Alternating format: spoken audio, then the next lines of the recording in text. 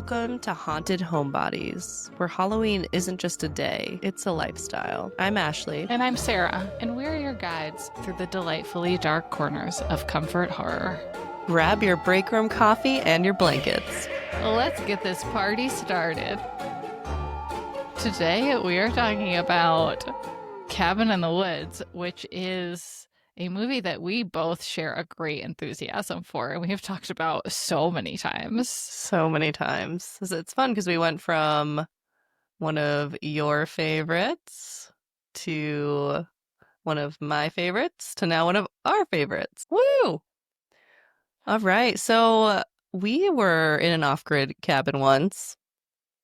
It was a really fun experience, and I'm excited for us to talk about this on the pod today because I'm not sure that I shared with you in real life how terrified I was being there.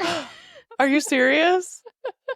Let's I tell did not our know listeners that. more about it. Let's set the scene for them. Okay, so I had an emotional break. I'm just kidding.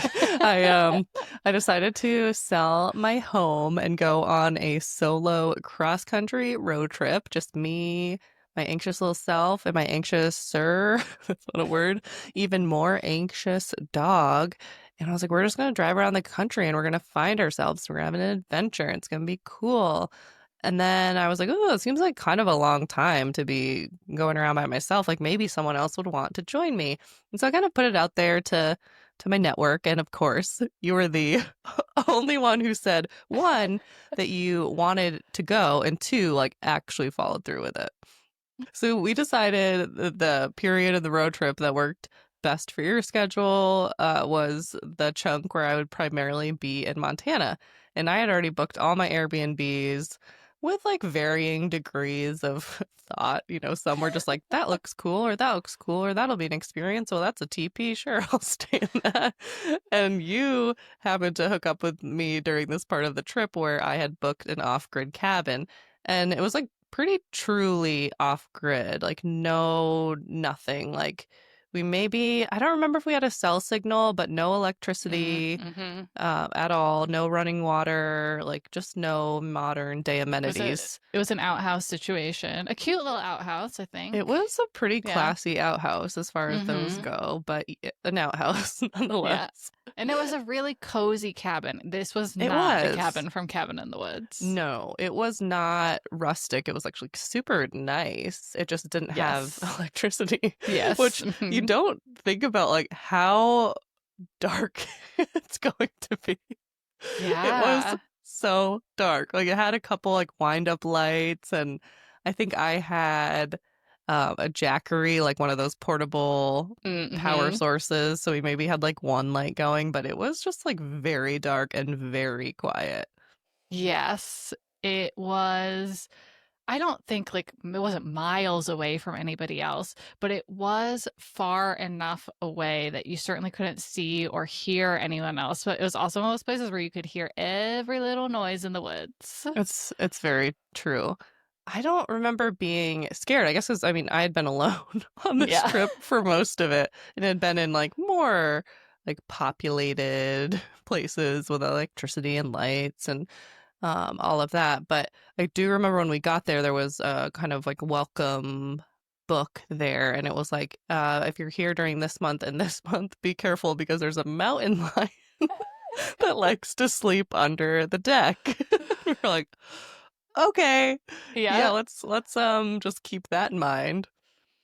There also, I don't know if you remember, I think we had checked into the cabin and then we were leaving because we were going to go into town and grab food or something. And there was another car coming up this long dirt road looking for, I think, another cabin, and they like stopped and asked us for directions. And I think that like the fact that somebody else knew we were up there really freaked me out, and now really ties into the Cabin in the Woods and like we'll talk about it, but kind of the harbinger that they meet along the way. Oh yeah. Oh, I don't really remember that. Oh, it was a real thing. It happened. Well, I'm not doubting that it was a real thing. I just don't have like a recollection of that. Did you get like a bad vibe from them, or was it just more the fact that like there were people Didn't and get it a was weird. I didn't get a bad vibe, but I definitely didn't get a like, oh, I'm totally comfortable with you vibe. Interesting. Yeah. Okay. Oh, yeah. Huh. That's so funny. Yeah. Yeah. I mean, sorry.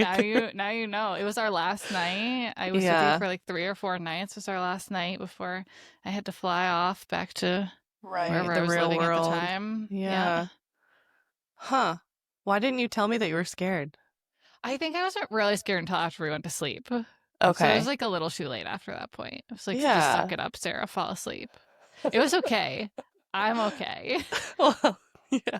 We made it through We without survived. anything scary happening from my perspective. You stayed But another night there. I did by myself. Yeah, by Yeah. yourself. I'm a little bit of a psycho. I'm really impressed with you. I think this is part of why I like horror so much is because I can also like almost all the time watch a scary movie and then it ends and then I move on with my life. And I know that Right. that's not the case for a lot of people. It must be a nice talent to have, Ashley. Here I am running up my driveway after watching Blair Witch Project, not sleeping in a cabin in the woods in Montana. You know, it's okay. Yeah. I would say you're more normal about this than me. I think you're the voice of the people here and I'm just like a weirdo. I'm the audience stand-in, like some of the Yeah. characters that we'll talk about today. So I have a follow-up question for you from last week's episode. You were talking about how often you watch scary movies on Sunday mornings. Like it turns out it is a thing for you. And I need to know how. I tried to watch Cabin in the Woods during daylight hours. I had all the blinds closed and I still could not see the dark scenes on my TV well enough. How do you watch Oh, horror movies in the daytime? interesting. I was not expecting this to be a question about logistics. This is a technical question. You're like literally how? Um, I guess it's just like in the two. So when I was telling you about that, that was primarily when I was living with Courtney, which we were in an apartment that had like very little natural light. We were living in a Okay. first floor apartment in the North End, so it was Mm-hmm. extremely dark. And now I guess it's just like where the TV is. There's just not glare. Wow. That's my very Wow. boring answer. All right. Thank you. Thank you for sharing. Thank you for indulging that very silly question as well. I appreciate that. Oh, no problem. All right, so let me introduce the movie, That shall sounds I? great. All right, so Yes. we're talking about The Cabin in the Woods, which was released in the United States on April 13th, 2012. When I was planning this out, now I remember why I planned out this date. It's because we're approaching the 13th year anniversary of the release of this film, Perfect. because it is, in fact, April. Is it? I don't I'm know. like, where am I? Hmm. What's going on? So Google classifies this movie as a horror slash sci-fi. What do you Hmm. think? I don't know if I buy the sci-fi aspect of it. I know there's a lab and scientists. I Right. don't think it's sci-fi. It doesn't feel like a sci-fi movie to me at all, but I Mm. guess, where that classification comes from because it is not your typical horror movie. It certainly has elements that are not of this world Yes. to an extreme degree. But Fair. I would classify it similar to Scream. It's just like a meta horror comedy bonanza. Bonanza. It's a bonanza. Bonanza fits the vibe of some of these scenes for sure. Yes. Oh yeah. A complete bonanza but also bananas. So Yes. this movie was rated 7 out of 10 on IMDb, 92% on Rotten Tomatoes, and 74% of Google users liked this movie. Again, just like Scream, very popular. The Cabin in the Woods is currently streaming on Pluto TV and Amazon Prime. Do you remember the first time you watched this movie? I don't have a super distinct memory. I know I didn't see it in theaters, and I am really confident that I did watch it at home at some point. This comment has aged poorly, but I was going through like a pretty serious Joss Whedon phase. I watched Buffy the Vampire Slayer for the first time uh, after college. Like I was an adult, if a 22-year-old counts as an adult. Um, and I loved it, and I just watched like everything Joss Whedon did. And Cabin in the Woods came out that same year, like right after I finished Buffy, and I loved it. And we can talk about Joss Whedon maybe some other time. Mm. But that is why I first saw it. Mm. I don't think I am well versed in this, but he canceled? Oh, big time canceled. Like Yeah. actually canceled and it stuck. Oh, Like a lot of really abusive and problematic behavior yikes. on sets going back years and years and years, and from someone who was this incredibly seemingly outspoken feminist, and the Oh, issues were almost entirely with women. And there was also one black man who came out to say that there was really abusive behavior on set. So it's pervasive across pretty much all of his projects. yikes. Yeah. That's so Hmm. disappointing. I know. Another So one bites I the dust, man. so my absolute favorite shows and movies. It just taints the experience. It 100% does, especially because he's always such a creative force behind them. I always remind myself how many people really put their heart and soul into all the movies and TV Right. shows. Like it absolutely sucks what he did. And Yeah, also, so many people brought their creativity and their talents and their vision to what we watch. So I watch it for totally. them. And The Cabin in the Woods is not canceled, I guess is what we're saying. And I don't think so. Ugh. Well, I'm trying to think. I believe I may have seen it in theaters. My memory's a little hazy. Like we were in college, right, when it came out. Were we? This would have been right 2011, after. 2012. Yeah, okay. Or So no, 20. This came out in April of 2012. 2012. We So were we just were graduating. just about to graduate. I Yeah. feel like I maybe saw it in theaters. Can't be sure, but I do remember just obviously when the kind of big or twist is revealed. Like now it doesn't seem as twisty. Have you noticed that? Like the twist isn't twisting. Like which obviously it's like the first time you see something, it's very shocking and then it loses its steam. But now I'm like, how did we not see like more of this coming? Or how I feel like I really didn't understand what was going on the first time I watched it. You're just along for this ride and you're like, this is fun and different, but I literally had no idea like what they were doing in the lab or what was going on or even the degree to which they were controlling the situation. And now I'm like, was I just not paying attention at all? Maybe. It's possible. Yeah, I don't remember my first feelings about it. I also don't remember the trailer for it. Like, I Mm, don't remember true. if this was a Scream situation, like where they build Drew Barrymore as the star and she dies right away, or if this is like if they were honest about it in the trailer. I don't remember at all. I don't remember either, but I know that after I saw it, it really stuck with me and it became that movie. You know, when you're like on like a date or something, or you're hanging out with someone, like a new friend, and you want to like kind of impress them and like pull a movie like out of your back pocket to be like, this is my movie choice. This would be the Yeah. one that I would put on. And Oh, yeah, to try to like be like, I'm a cool movie person. what was your success rate on that? How'd that go? Good. Yeah. All Successful. right. Mm-hmm. Yeah.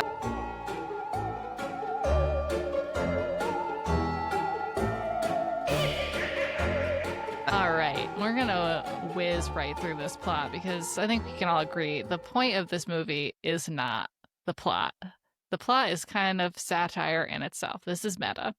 So, to kick us off, we have these five college students whose names, and I did have to Google this because I don't feel like they're referenced by name ever in the movie.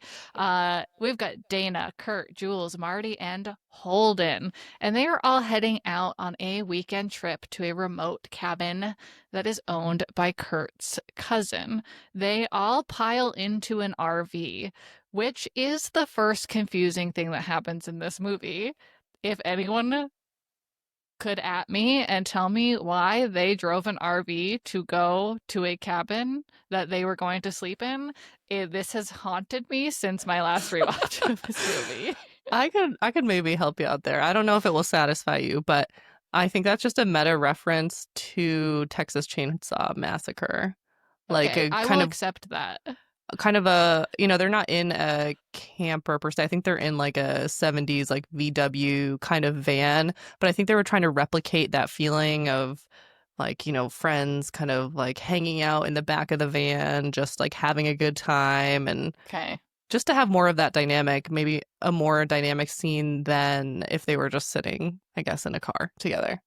All right. I appreciate that. I accept it. Logistically, in real life, it didn't make any sense. It was a very silly, not gas efficient vehicle to Yeah, like drive to why do they this. even have access to an RV? Also, I have questions just about Kurt's cousin. Like, is he real? Like, what? Did they ever Well, explain that? no, but Dana asks that at the end of the movie. We're gonna get Mm. ahead of ourselves here, but Oh, in like okay. the Sorry. very last I scene, no, don't I'm just gonna remember say it that. there. She turns to Marty in the very last scene and goes, "Does Kurt even have a cousin?" Oh, yeah, I think I do remember that. So she doesn't answer So the question. She's more just yeah, like asking what we're all asking, like, fair question. how did we get here? Yes, the RV was Kurt's dad, though. They did Mm, cover that. It was his dad's RV because there was an issue because Marty wanted to bring his seemingly travel coffee mug actual giant bong into the right. RV. Kurt had a little problem with that because it was his dad's RV, but that was a great introduction to Marty as well. Marnie's the best part of this movie. Again, Uh, the comedic relief, it just gets me every time. He's the comedic relief, and he also, I think, there's a really similar purpose to Randy from Scream in that he is the one who, more than any of the other characters, kind of serves as an audience stand-in. Yeah. He like makes the meta references. He's telling them like what not to do because he kind of sees the writing on the wall. So he's not quite as meta as Randy, but I think kind of stands in the same place as him. All right, so the movie itself is set up in as a classic horror movie, both which is perfect. It's a great introduction for it as both satire and I think a little bit critique of horror movies. It's very on the nose. So they're going out to an isolated location. There's no cell reception. Now, on the way, on their little RV trip, they stop at this super creepy old gas station that is run by a very rude man. Um, he's supposed to be really creepy, but I think he's Yeah. just kind of mean. Yeah. Um, and the we get introduced meanwhile to this mysterious underground facility that's shown preparing for something. There's two technicians. Their names are Sitterson and Hadley. I also had to look that up. Who are monitoring the group, it turns out, and watching them on this journey. They're making these cryptic remarks about the ritual, but mostly they're just like going about their day jobs, being kind of goofy, treating this like it's like a classic office job. Um, and they make a reference or they explain that the gas station thing was something that the college kids had to go through because whatever's going to happen next has to be of their own free will. So this is kind of their warning. So I did want to stop for a quick question. Ashley, if you were in this scenario and you stopped at that gas station, would that have made you stop and turn back?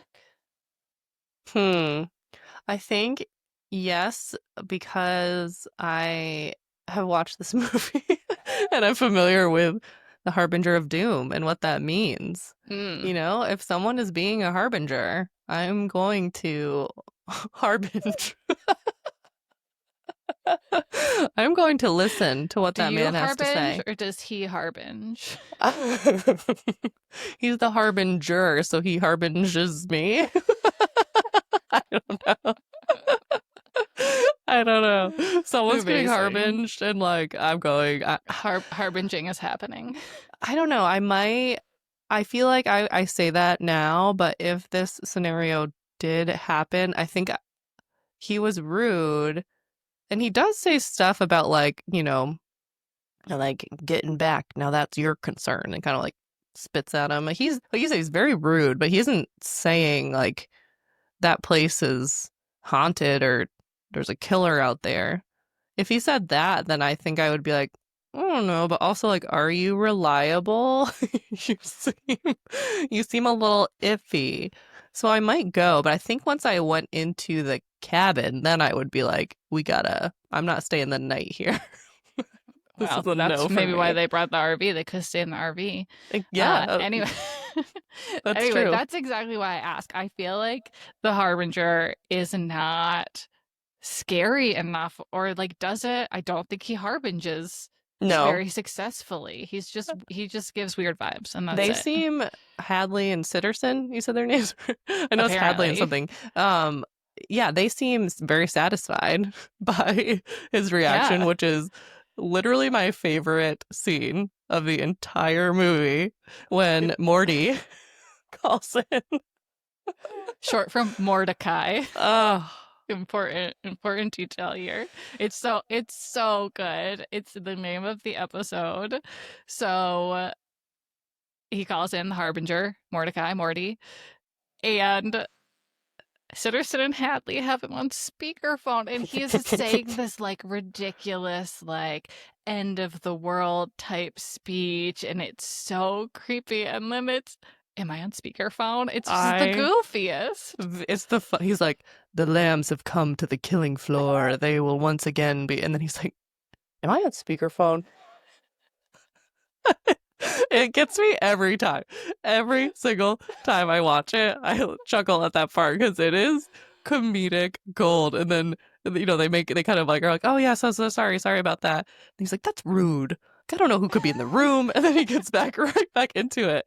And one thing that I read online in my, vast research that I I get into for every episode is that he warns them, Sitterson and Hadley, kind of that the quote unquote fool, Marty, is maybe something's going on with him.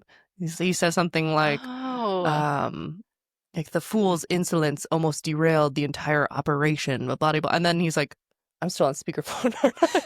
And then they Well, all start cracking up. that's so interesting because it's made clear as the audience that we're not supposed to be paying real attention to what he's saying Right. because the technicians are goofing off the whole time. Oh Like yeah. they don't care. Oh, I No, love they're like, that. you did your job, you checked all the boxes, we're good to go.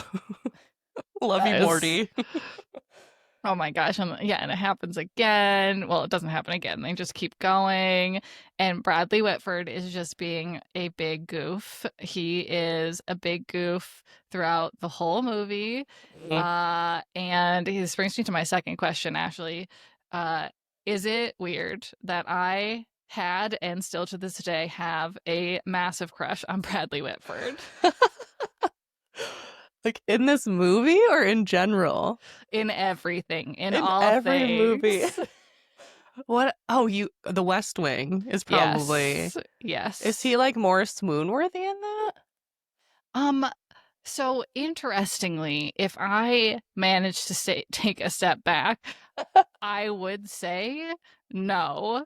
Like he's just a recognized, not necessarily conventionally attractive, and it's very 90s. His Yeah. style is very 90s, which is not attractive. But I think it is insinuated in the show that he's swoon worthy. And it's just an attitude thing for me. Yeah. He often plays that kind of like goofy, confident character, and I love him. His confidence and his sense of humor, I would say, are Yeah. attractive. But did I have any moments where I was crushing on him? No. But I would like to hear from other people. Maybe we'll have that be a story poll on our Instagram or something if people think Oh, he's swoon worthy. I like it. My West Wing friends, I have a feeling will have strong opinions on this in either direction. Yeah, I'm curious. Yeah. I'm curious to see whose side everyone's on. Yeah. And before you vote, I will remind you, he's got some great dimples.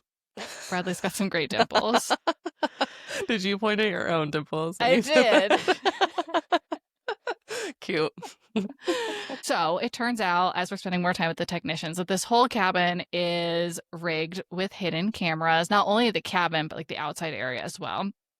Um, and the facility is actively not only monitoring these kids, but also manipulating the environment. They're like releasing pheromones, and they put something in the now blonde girl's hair dye, all to affect their behavior in certain ways that really actually lean into the different tropes, character tropes that they're representing, or stereotypes here, and just really like nudging them further into that. And so it's identified kind of the roles they play. So we've got the athlete, the scholar, the fool, the whore, and the virgin.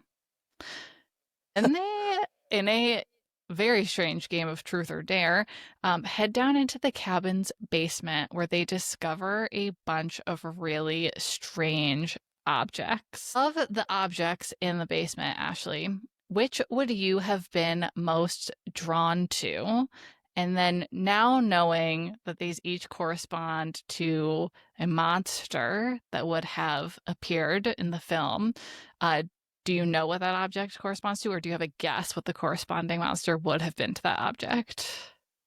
Yeah, so for this episode, as you know, I prepared a monster championship bracket that I've been very passionate about. Amazing. I learned all about the monsters that were part of this film. But in regards to your question, even though I've seen kind of like the different monsters and the different objects, and we're keyed into the objects that the characters are actually picking up, there is one that I remember seeing in the basement where I'm like, oh, like why isn't anyone going over to that? And it's like this fortune telling machine, Ooh. which I was like, I don't know who would come out of that for the monsters, because we see the monster board. We're introduced to some of them later. Spoiler alert. But I looked it up, and I know that the fortune teller, I know who would come out, and I'm sorry for this, but it's the clowns. Oh no. Yeah. Oh I'm no. also Ashley, sorry for myself. you would have brought the clowns on us? Yes. The That's clowns would have awful. descended if I was first. But what about you? What would you have picked? I very likely would have ended up with the diary that I'll talk about in a second. Oh, I feel yeah. like that would have been like, oh, what's happening here? Oh, look, there's probably answers right there. It's the same, I got to Google everything. Same thing. You're like, let's look to the literature. Yeah, yeah, exactly. I would have been at the fortune telling machine being like, beep, boop, bloop. It would have been at the diary too. Research would have been research. Yeah, I think we would have got clowned for sure. Yeah. Sorry about that. Or I don't even know what it was, but that like round, almost egg-shaped object that they were like spinning around, and it was like kind of clicking into place. Yeah. That we find out later belongs to what I believe is called the Hell Lord. Yeah. I feel like I would have liked that just because it's like a little fidget toy. I would have needed that in that moment. Oh, so they call him Hell Lord, but his sorry. I feel like I was moving on to my own thought. I did not fully appreciate that you just said you would have used it as a fidget toy because you would have been nervous. That's so funny. Anyway, the Hell Lord, his name is something like Fornicus, the god of pain and torture, or something awful. Fornicus. Yeah. Wow. The insinuation there is accurate. Is that he's based off of Hellraiser, Pinhead. Got it. Okay. And the whole basement thing is like a big Evil Dead reference. The door flapping up. Like there's a lot of Evil Dead. The book, I forget what it's called. I'm not a huge Evil Dead fan. Sorry for the people that are really passionate about that movie. It's just not for me, but this movie is like oozing with Evil Dead references, so I feel like there's a lot of crossover. Yeah, that makes a lot of sense to me. All right. Well, we would have been truly screwed. Sorry about the clowns. We would not. You would have died of fright, just like when the clowns were sent up from the basement. That's true. I would have just been quick for me. I like that neither of us, even knowing what happens, neither of us said, "Oh, nothing." We wouldn't have touched anything down there because that's so dumb. Okay, well, here's a question for you. If that door opened, would you have gone down there? Okay, if I was 22 years old again Drunk. and Maybe a little high. drunk, probably had Not that we ever did some drugs. pheromones Sure. up in the air, and also trying to impress a really cute boy that had been invited on the trip, like kind of True. specifically for me, like maybe. Yeah, I'd probably be down in the basement, Yeah. especially if the whole group goes down there. I'm just gonna be like sitting Yeah. upstairs. Yeah. I mean, Dana was dared to go down there first, and that's a tough situation. It was a dare. Right. Yeah. Yep. Mm. Yep. I also So like how neither of us were like we would have survived. We were both like, I don't know, 10 minutes max. I have a great friend who Zach, who has often talked about like if the apocalypse comes, he does not want to survive. He just said, just take me out at the beginning. And as I was watching this movie, I was thinking about Zach, like, would I want to live through that? I think I'd be good to be the first one out. That's Sounds true. fine to me. Yeah, Courtney, my sister, is the same way. She's like, I don't want to be a part of like in the scary movie. She's just like, how are they doing this? Like, how are they continuing to go? Like the final girl, Yeah. she's like, I could never. I don't want to. I Yeah. do not want to. Yeah. All right. So where are we? So Dana's reading the yeah. Latin, right? Yeah. So we would have made the same bad decisions. Right. They were all up in all of the many objects. Important to note that Chris Hemsworth's character, which we haven't really said that yet, but Chris Hemsworth was in this movie. Yeah. Talk about swoon. I know. He played Kurt, the athlete. It was before he was a big deal. They filmed this movie several years before it was released, and so Avengers had come out, and he was Thor, but he had filmed this movie before he was chosen as Thor. So it was Oh, like I didn't this know that. perfect moment in pop culture timing. I love when that happens. I know. All right, so yeah, Dana's reading some Latin from an old diary, even though Marty and every person in the audience is screaming not to do that because, hello, you don't read the Latin. And that triggers the appearance of a family of undead murderer torturers. We find out from Bradley Whitford and co. that they are called the Buckners, also known as the zombie redneck torture family, distinct from other zombies that they could have summoned to the house. Right. And we know that because of the board that they've created, and they've all been wagering on who they will select in the basement, right? Nobody's taking all of these deaths seriously, and we don't really understand why yet. They haven't really explained to us why, except that it's important. So the Buckners, obviously, they're fulfilling their purpose. They begin attacking the group. Jules, who is the stand-in here for the whore, although I do not think that is a fair word to call her or any other woman as, but she is the first to be killed, and it is brutal. Like, that is awful. so hard to watch. It's disgusting. And yeah. And one thing about all of these tropes that's kind of funny about this movie, and like you said, is a little bit of like a critique of the genre, is none of them actually fit the trope itself. And they kind of address that, where they're just like, it doesn't really matter. Like the beginning of the movie is Dana, who's supposed to be the virgin, talking about an affair that she had with a professor. It's like, and then Kurt, who's supposed to be kind of like the dumb jock trope, he's like showing her like economics textbooks. Marty the fool is the one who like the entire time is like, what are we doing? Like, let's stop. It's like none of them actually fit these stereotypes, Jules included. But yeah, they pump her full of pheromones and set the mood in the forest where they're like, dimming the lights and everything, because part of what, the process in the lab, it's not just apparently to kill them, but it's also to put on a good show, which, we don't, like you said, we don't know exactly why at this point. Yeah, and the zombie redneck torture family is really earning that torture nickname. And how they grotesque. Well, and how they go after people at first. They kind of back off that. So when I first saw this movie, I remember being so disappointed that it was the Buckners because I was scared. Like, this movie scared me, when it wasn't making me laugh. And Yeah. I was like, not the zombie redneck torture family. I was like, this is gonna be gross. And I just was like, I don't want to see, like, they're like yucky. I don't know who I would have wanted to come out if I could have chosen, but I was like, ah. Did you want the merman just like Bradley did? Can you imagine the movie if it was just this one merman just like flopping around? So it's a memorable scene. It Yeah, is. the pond scene at the beginning would have just been over, right? He would have like pulled them Yeah, all under and then I I don't know. guess. All right, so as the deaths happen, this whole underground facility, they're all celebrating.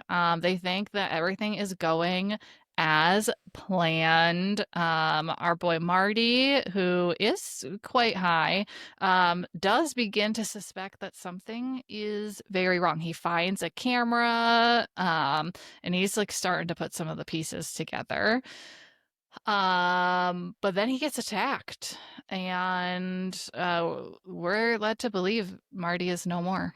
Um, Very sad, very sad. Yeah. So then we've just got Kurt, Dana, and Holden left. They try to take the RV to drive away. The tunnel explodes, although we find out it was supposed to have exploded earlier because it's something the facility is doing. And then I just have a lot of thoughts on this scene. So they like look over this chasm from the road they're on to another road where they can escape. And there's like no way. They're like, do we have rope? We don't have rope. And then all of a sudden, Kurt's like, I know what to do. And he has brought this dirt bike, this single dirt bike on the back of the RV out here. So I guess he was just going to go do some dirt biking on his own when out with his friends. And he plans to jump across this chasm on the dirt bike, and then he'll go get help and come back for Dana and Holden. And they set it up, and there's this big dramatic scene, and he does this big dirt bike jump.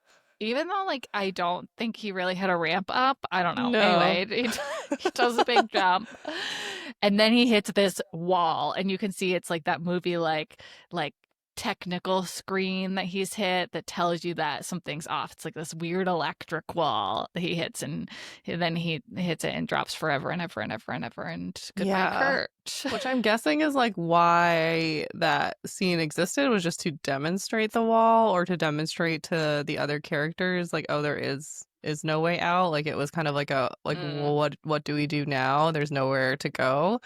But I wasn't sure like how self-aware this scene is because it's pretty cheesy, but it's Yeah. not funny, really. Yeah. Like Yeah. most of the other parts of the movie would have been like something quippy or funny about it, but it just kind of like weird and then yeah, he just falls and dies and you're like, "Oh, Yeah. okay." Well, and the next death is kind of similar. Yeah. So, not except not the funny part at this point, I don't think. But like then Dana and Holden are like, "Oh, okay, like we have to go back," and I forget what their plan was, but they were going to They're go making a back. plan though. Yeah, they Holden have a is like giving plan. her a pep talk Yeah. Yeah. But then like there was apparently a zombie in the RV, and he just like very unceremoniously gets stabbed by a through the zombie neck. Yeah. through the neck. And that's the end of Holden. If Holden was,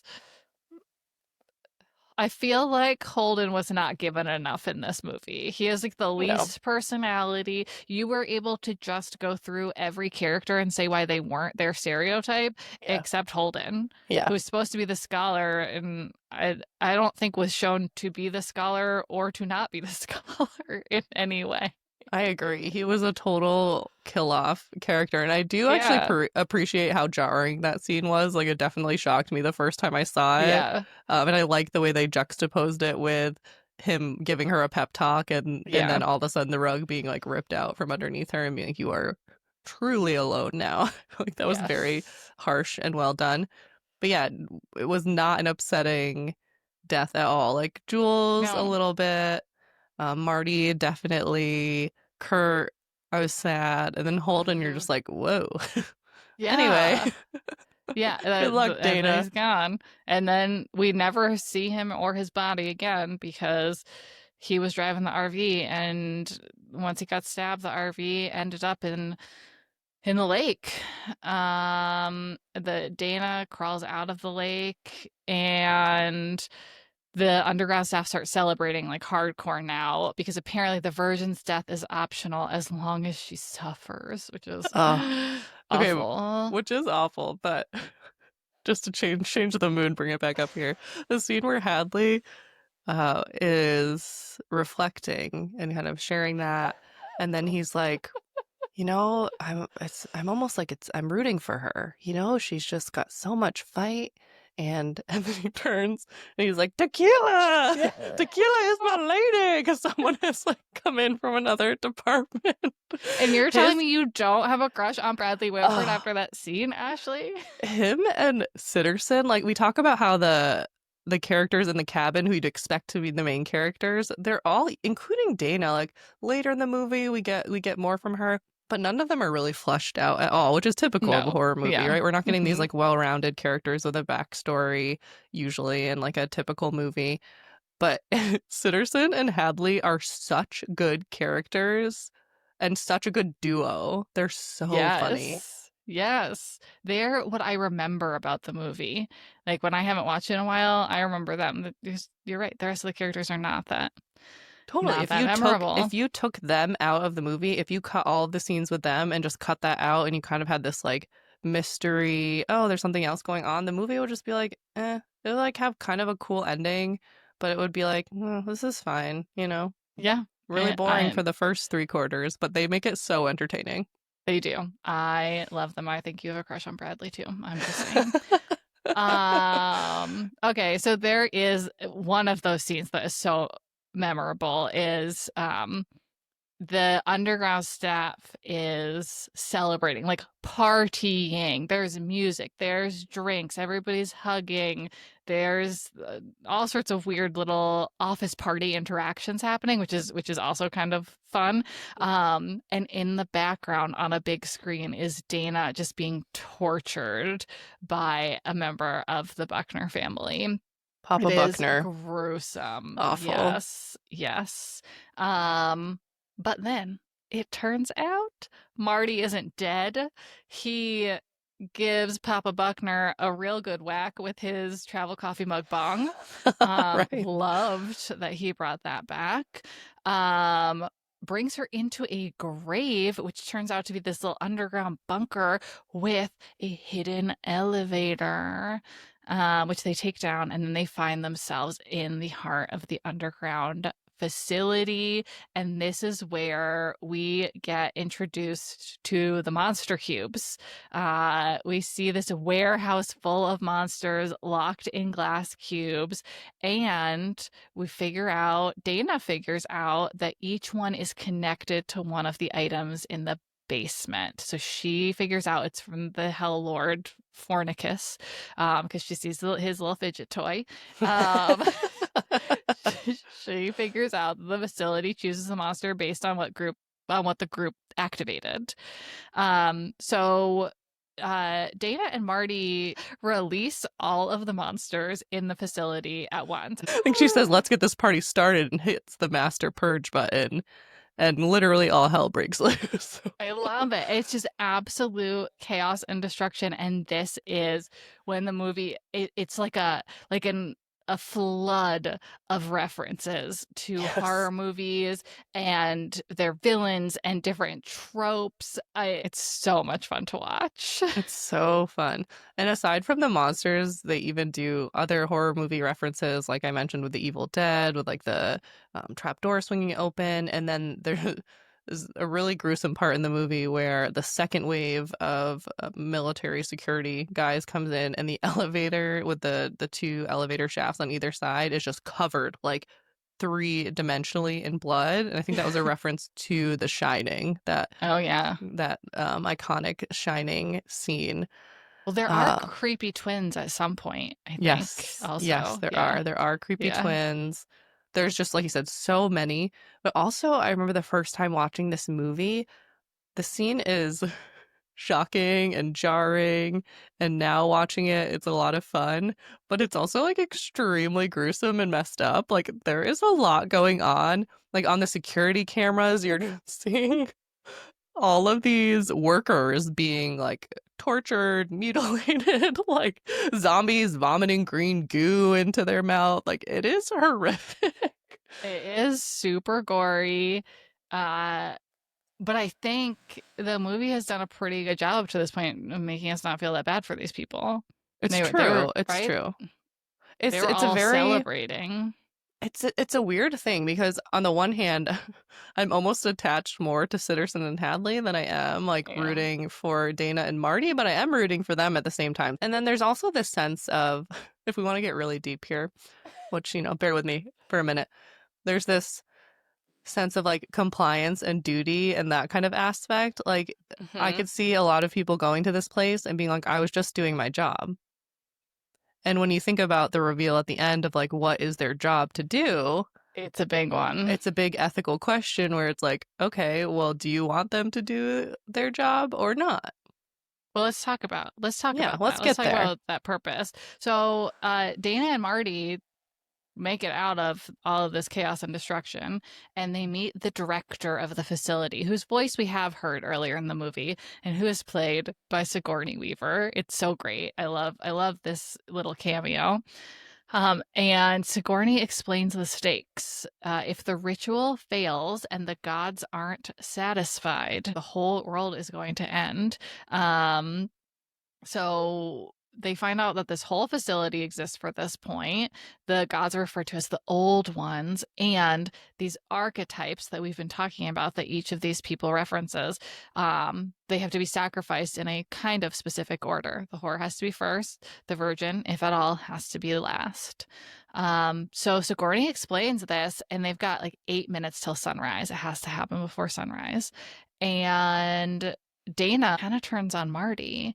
She's got this choice. She can kill Marty, because remember, Marty has to die first to complete the ritual, or let all of humanity be destroyed. So she's got her shaky arm up with the gun. She looks like she's gonna do it. And then a werewolf comes and gets her from behind. And that's it. They have not at the sunrise deadline. The ritual is complete. Dana and Marty have a little moment there where she's like, I don't think I was gonna do it. And Marty's like, sorry, I didn't tell you about the werewolf. And then they say, did Kurt even have a cousin? Right. And the ritual is completed. And the movie does not leave anything up to interpretation. It is not an ending where they're like, does the world actually end?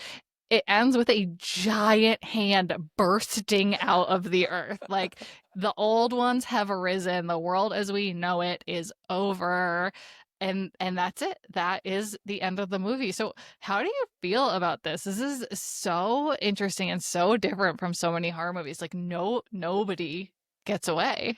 Oh, yes, I have thoughts. So to roll it back just a little bit, the moment where Dana is holding the gun on Marty Mm-hmm. and she's looking like maybe she's going to do it, and Marty has the opportunity, like Marty basically chooses to not let this happen in a way Yeah. because he Uh-huh. sees the werewolf coming, and there was time where she could have turned around and shot the werewolf instead of Yeah. him, and he chooses to let the werewolf get her, essentially saving Yeah. his own life, knowing like, he also could have just like, if he wanted to save the world and humanity, in theory could have sacrificed himself by just falling off the Oh, like totally. the volcanic cavern that Sigourney Yeah. goes into. So I think that is interesting. And from what I've read on, getting deeper into this movie and the meanings that they're trying to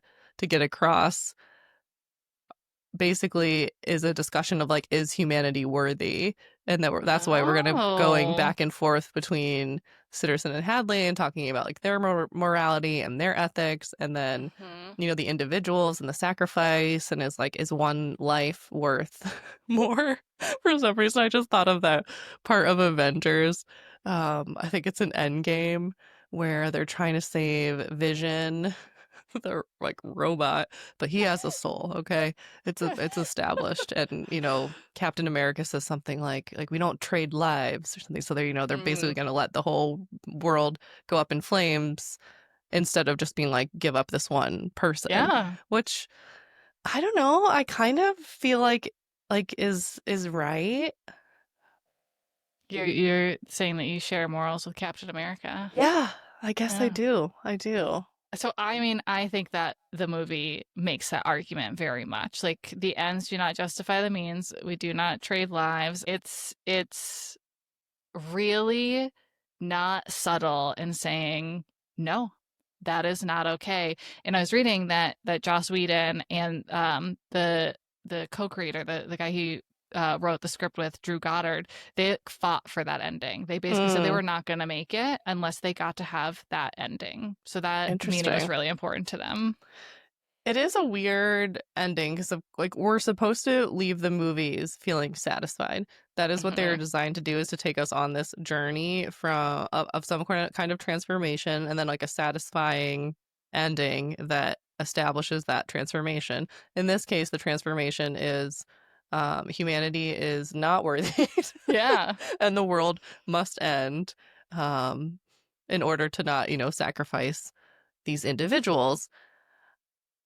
And I don't know. I guess like psychologically on like an emotional level, I remember like the movie ending and being like, okay, like it definitely doesn't give you that instant satisfaction, but it leaves you thinking about things, and not in a like Yes. horrible way. Like it wasn't leaving me like in this bleak like ugh, like this is just like a terrible place to be. It kind of just makes you go, huh, Yeah, that it was makes you go, different. huh? And it makes you go, or like you might agree with Hmm. it.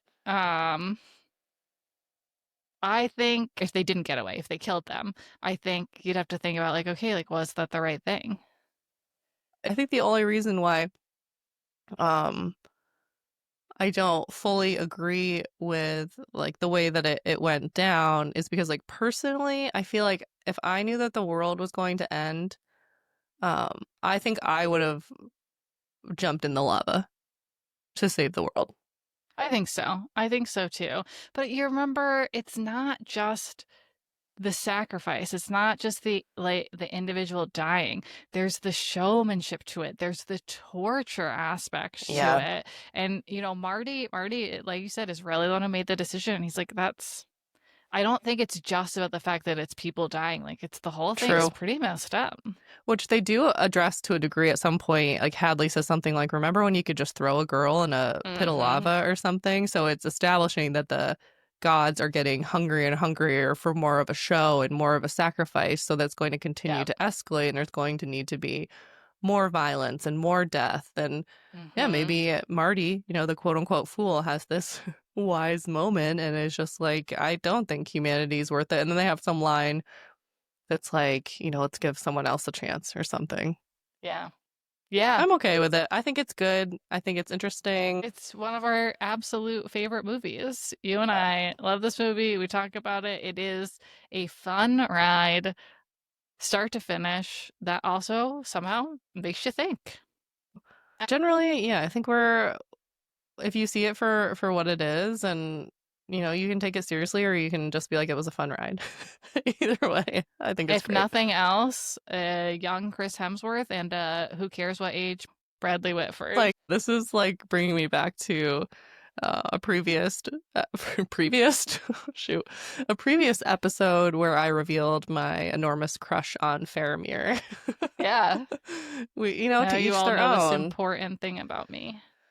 Yeah. Ah, and me. Anyone who missed it, you now know. Yes. We'll All talk. right.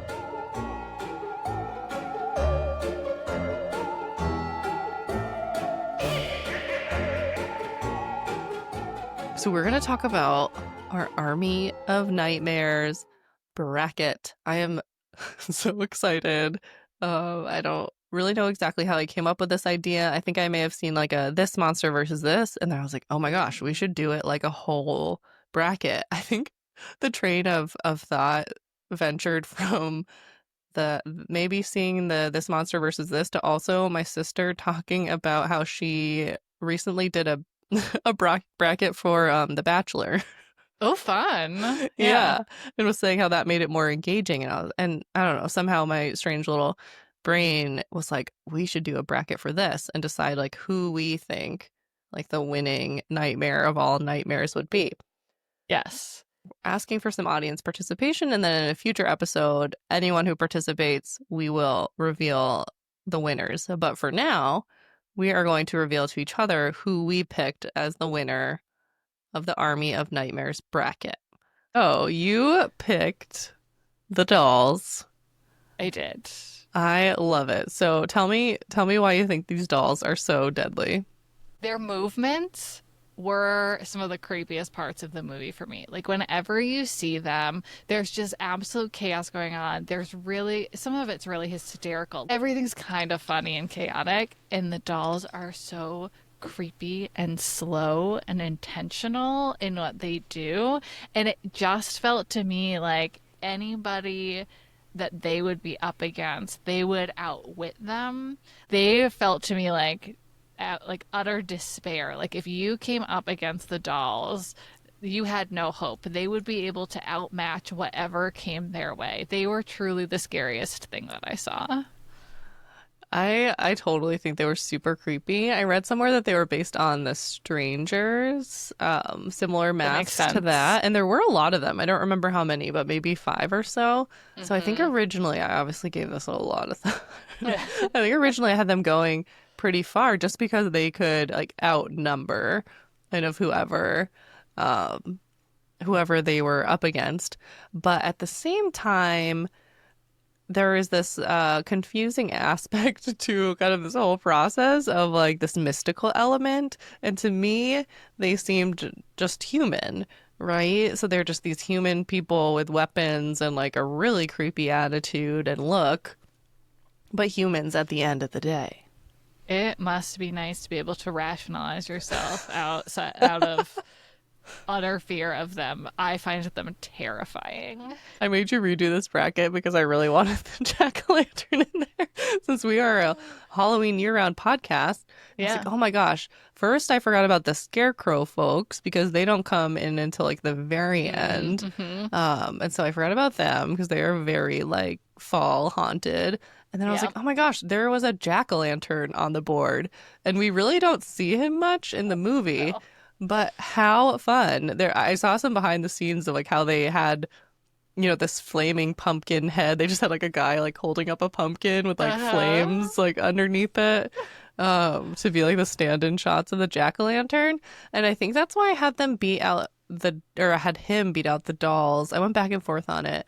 But Oh, I well, was like, let's share yours. he's gotta be a little bit he's got some magic to him, you know? I don't know what he's Yeah. capable of. He has fire in his head. That seems fair. Like, absolutely, I understand what you're saying. Let's see what your picks were outside So of that. interestingly, you eliminated the Hell Lord in the first round. I find the Hell Lord, I feel the way about the Hell Lord the way that you feel about the dolls. Like that scene where she is just staring at him and the way he's looking back at her, he has literal like saw blades like in his head.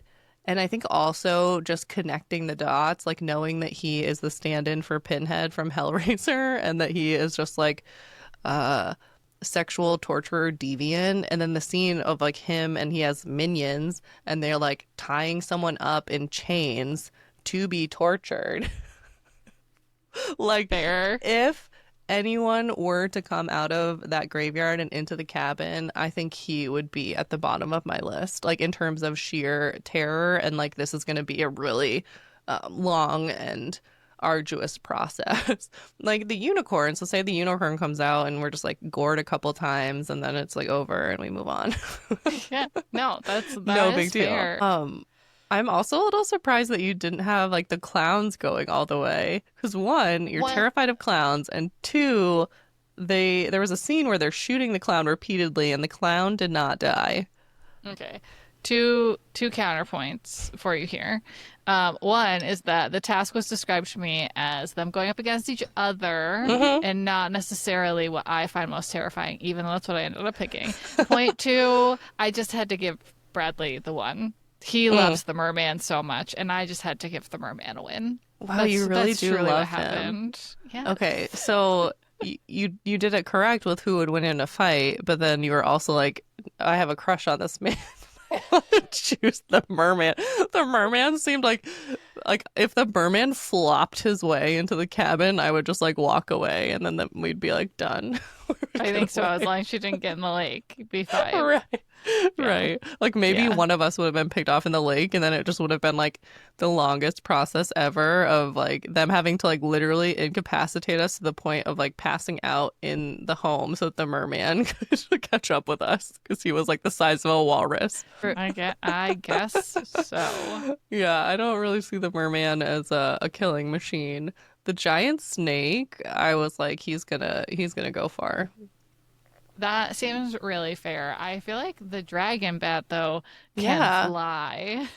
Right. I went back and forth on the dragon bat and the snake Yeah. because the bat was like not that big in comparison to the snake. Yeah.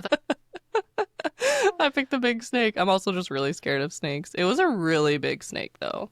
It was. I like that we both agreed that the zombie redneck torture family wasn't going far though. Like the biggest of them literally got taken out by a bong. Yeah. So True. True. yeah. Yeah. Yeah. They were creepy, but Yeah. yeah. Yeah. And then I also just want to call a little attention to Kevin because Kevin. this was not something that I noticed on the board for a long time that there was just the name Kevin. Kevin. And so I had to look into this and I was like, who is Kevin? We're really not totally sure. I think they talk about him once, maybe just saying that he's basically saying he's like a serial killer. Like, I don't remember the Okay. exact line, but he's just Yeah. the man who kills people. Kevin. Kevin. Although there's witches in this, aliens. Like legit witches. The doctors were really messed up. Yeah. How did you feel about the character of Truman and his demise via the scarecrow folk at the end? Oh, also, maybe you didn't know that his name was Truman because he was a I very did minor not. character. And I only remember that his name is Truman because I read something about it maybe being a reference to the Truman Show of like people filming you and you don't know Oh. you're being filmed. But Truman was the uncomfortable security guard who was with Hadley and Sitterson and was like not having a fun time like they are. Got Like it. he's like the moral compass who's like, I don't think that we should like he's there, so Yeah. he made that Oh, choice. But he's he is definitely a not as callous as the rest of them. He's not like having a fun time. He's like, this is messed no. up. He's there to remind us that this is not actually okay. And he Yeah. is not spared. I mean, No. he is stabbed so many times. So I don't think we actually see him die. He's still alive, just being stabbed the last time we see Oh, him. he dies because he releases a grenade. Oh, that's right. Yeah, that's a good point. Yeah. Which is like a choice. Yeah. I guess he just wanted it to be over, or like maybe just wanted That's fair. to defeat the scarecrow menaces. But yeah, they were Yeah. creepy. They were creepy Yeah. little scarecrow folk. They were. Well, the bracket was so much fun, and I can't wait to see the opinions of some of our listeners on this one. Okay, that's it for today's comfort horror recap. Sweet dreams, homebodies. And now, time for your bedtime story. This is submitted for the approval of the Midnight Society. I call this story The Legend of the North Pond Hermit. They call him the Mountain Man, the Hermit. Sometimes, when they're trying not to scare the kids, the Hungry Man. You're not sure that that's any less creepy. He's probably not real. At least, that's what you tell yourself. But as you drive up to the small cabin on the edge of the pond, you can't help but feel like someone is watching you. You kick yourself for deciding to arrive in the middle of the night. Coffee by the pond while the sun rises doesn't seem quite as charming now as you try not to peer into the dark woods. You open the car door and pause, listening. The tree frogs are calling. Maybe a crunch in the leaves? You can't be sure. Probably just a squirrel. You walk up to the front door, glancing over your shoulder as you go. It's just a scary story you tell yourself. He's probably not even real. You unlock the front door to your cabin and step inside. You pause, remembering that the lamp for the living room is on the opposite corner of the room. For another moment, you will remain in darkness. You smooth your palm over the shelf by the door where you keep the emergency flashlight. Your palm is damp, now covered with flecks of dust, but no flashlight. You decide to head straight to the kitchen and pry the fridge door open, knowing that it will give you a small break from the darkness. Then you notice something. The fridge is empty. The box of leftover pizza you forgot to throw out last weekend is gone. Or maybe you didn't forget? You must have thrown it away. You pull open the drawer by the sink to grab your flashlight, but this drawer is empty too. Did you have the right drawer? You fumble your hand along the wall for a light switch, and then you hear it. A creak of a floorboard coming from the living room. And then another creak. "Who's there?" you stammer, and immediately regret it. You've seen enough scary movies to know better than to say that. Were you about to be in a scary movie of your own? You try to slow your breathing, but all you can hear is the sound of your heart pounding in your eardrums. You take a cautious step towards the living room, unable to stand the suspense any longer. Your eyes catch the outline of a floor lamp across the room. In one sudden lunge, you grab the pull string and the light flickers on just as you see the screen door slap closed. You don't dare to peer out into the dark forest to try to identify the intruder, but slam the door shut, bolt locked, your body pressed against the door. And there you remain until the sun finally comes up, and even a few moments more. All right, so let me tell you about this story. I was inspired to write this piece of flash fiction, that is hard to say, after learning about the legend of the North Woods Hermit, which turned out to not actually be a legend at all. The following is information I gathered from a book that is called A Stranger in the Woods by Michael Finkel. I brought my book with me. Kind of funny. I was trying to come up with a story that had to do with like being in the woods and being creepy. And then I think I remember Googling, like, were there any urban legends that were actually real? And I came across a story that happened to take place in Maine and be about the woods. And then I was like, oh, there's a book written about it. And then I was like, I own that book. I had randomly picked it up at a library sale. I don't know, just like the cover caught my eye, something weird. And I was like, okay, so I pulled the book out. I had planned on giving it to my dad, which I will now that I've read it for this episode. But here's the story. So on April 4th, 2013, a man was apprehended by game warden Terry Hughes when he was found stealing food from the walk-in freezer at Pine Tree Camp, which was located in Rome, Maine. This is kind of in the central Maine area. So this arrest of Christopher Knight ended a 27-year mystery of burglaries in the region. 27 years. That's a streak. Right? So during this period, he had lived alone in this makeshift camp in the woods and had only spoken a single word to another human. Now, this is funny to me because the one word is he was walking, happened to, like, really didn't interact with people. He was in literally the middle of the woods. But he was walking by hikers one day and he said, hi. One word in 27 years. As we've all done on the trail. Right? There are like reels about this. How like the awkward where you just go, hi. He couldn't not. I get it. He did it. So that was his one word that he spoke to another human in 27 years. Wow. So this man never lit a fire to stay warm in the sub-zero Maine winters because he figured a fire, the smoke, that's an easy way to get caught. We learned that in Lord of the Rings and like any survival camp ever. Yeah. Never had a fire. He never left a footprint. Like trackers could not find this man because he would hop from root to rock in order to journey from his camp to the homes that he was burglarizing. Whoa. Everything he ate, wore, and utilized at his camp was stolen. The only thing he owned was the glasses, the same glasses he wore when he parked his truck and walked into the woods 27 years prior. Whoa. Yeah. So he burglarized primarily the Pine Tree Camp. People had like really yucky feelings about this, and it's fair because this camp is for children and adults with disabilities, and this is where he would do most of his robberies. Also, it just was like they had a lot of supplies, so it was like a logistical thing for him.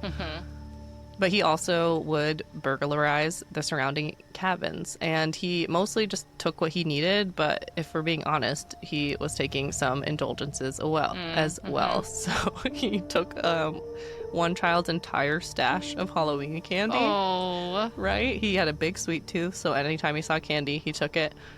He also loved to read. That is how he spent a lot of his time. Aside from reading, he said he just would think. He would just sit in nature and think about things. And I was like, I can relate to that. Yeah. Reading and thinking. Yep. That's kind of two of my major hobbies.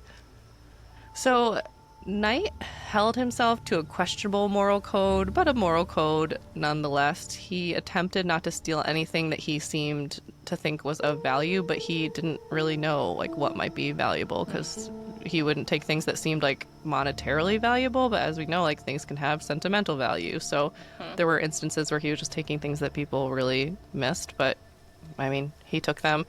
He was also pretty cognizant to try to not do any property damage. Like if he took a door off the hinges, he would put it back after he left. So it's kind of this like interesting dichotomy between like he was committing a crime, but like trying to do it as nicely as he could.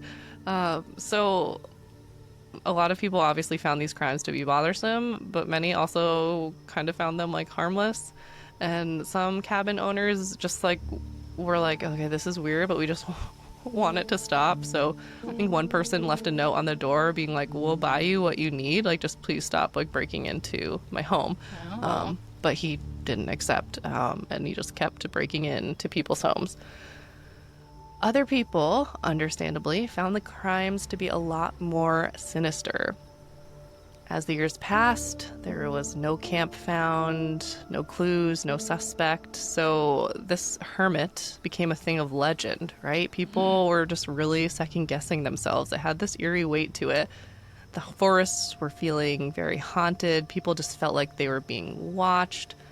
They wondered if maybe a neighbor had a dark side and they just didn't know about it. They wondered if there were like just some group of meddlesome kids who just were carrying on this tradition, but it was going on for 27 years. And so that is such a long time to not have a single clue. But people were just worried. Every time they left their cabin, they're just like, when I come back, like, will someone have broken into it? And it just took peace of mind away from a lot of people. Just one woman was just describing it as like feeling violated, like someone just kept coming into her space. And when you think about that it still has that home invasion aspect. Like nobody was home and he would make sure of that, but it still is at the back of your mind. Like that's just the fact that he could get into your home. Yeah. Is creepy enough. So after Knight's arrest, he revealed that he completed approximately 40 robberies a year for each of the 27 years that he lived in the woods. And although he reported that he had, no ill intent, after being captured, the residents of North Pond could certainly rest easier. And that's the end of our story. Well, thank you for sharing that creepy piece of fiction and nonfiction with us as it gets darker and darker outside here.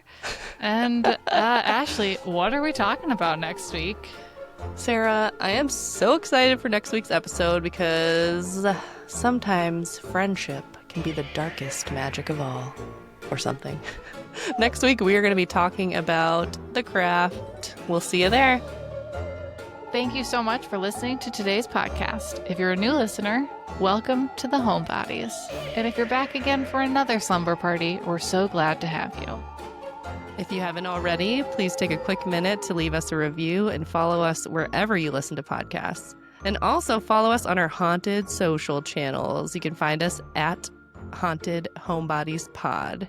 Until next time, and remember, when in doubt, just stay home.